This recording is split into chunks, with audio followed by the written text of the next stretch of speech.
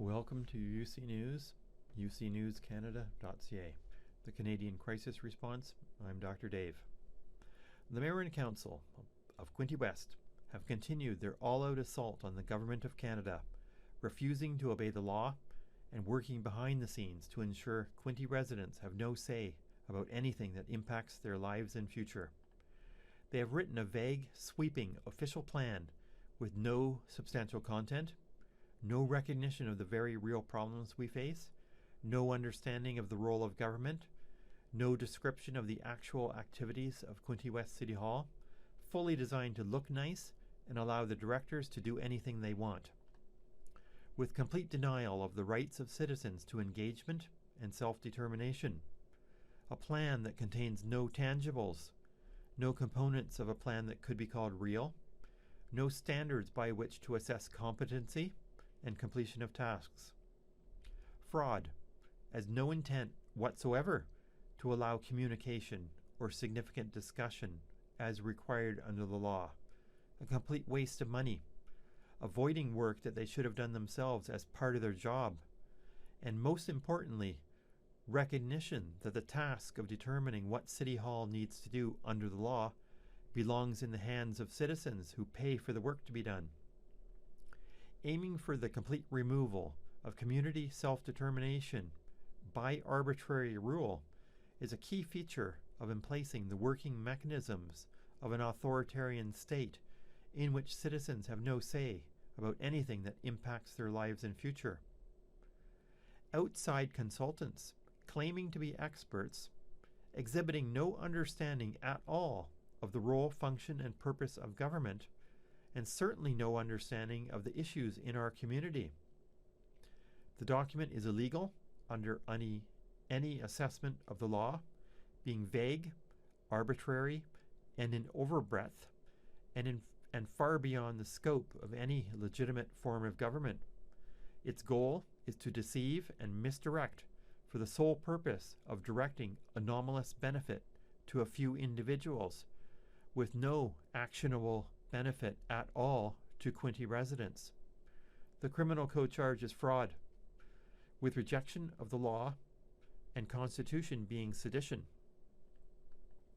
The consultants produced a political document telling the mayor and council exactly what they wanted to hear, not a legal document of accountability following the required standards of relations between government and people. If you read it, it will sound pretty. But if you compare it to the list of the known problems in your life and in respect to life in Canada, including the major planets driving the destruction of our lives and planet, you will find the contrast to be not only sharp, but indicative of minds completely out of touch with the reality of our lives. That condition, in sharp contrast to our charter, requiring a firm basis of decision-making in fact, evidence, and reason, is well characterized in the mental health community as being coincident with the symptoms of ASPD, a condition in which those seeking positions of power over others have strong tendencies to disregard fundamental human rights to life, liberty, and security of the person. In this political pathology, reality plays no part in what the sociopath wants to do, only their views matter, and those views always involve the creation of confusion, the exertion of power to the extent of crippling damage, ludicrous claims of unlimited ownership, and the complete removal of self-determination from citizens. Citizens are free to disregard this city plan as being of no force or effect, and are further free to write their own plan, directing their employees in government as to the work they must do and how they are to do it. The standards set by the Supreme Court concerning decision-making are extremely low, but it is characteristics of sociopaths to reject any idea at all of being under the law. Disregard for the law is common, and many take pleasure in seeing what they can get away with. How extreme they can be without evoking too much outrage. and sneakily working behind the scenes to control, disrupt, distort, and manipulate. The result of these actions is that the body of City Hall ranks high in the markers of the psychopathy checklist, and we know City Hall is not helpful, often useless, and always insanely complex and expensive. Our simple questions are rebuffed, we are sent in circles, and the net experience is that of government against people.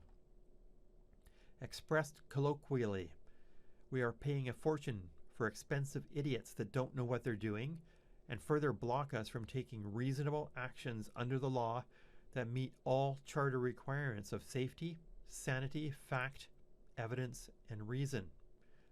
If we want to know the reason for having a dog license, for example, the mayor and council have not done the work, refused to respond, say this is a secret, and if we want to know, we must pay, and have made this a commodity in which we pay services we already paid taxes for. We can only understand this as the workings of an insane, convoluted mind working at obstruction of justice in manners that make life exceedingly difficult and expensive for everyone around them, citizens and staff included. We submit this as evidence of the state of mind of the authors. And yet the actual work is so simple. A grade school student could do it in an afternoon in full compliance with our charter requirements. We cannot obey law that cannot be understood. And further, we know that much law has been written by people that make no sense, lacking the cognitive capacity and the necessary development of moral reason to make just decisions focused on the benefit and behalf of those impacted by the law.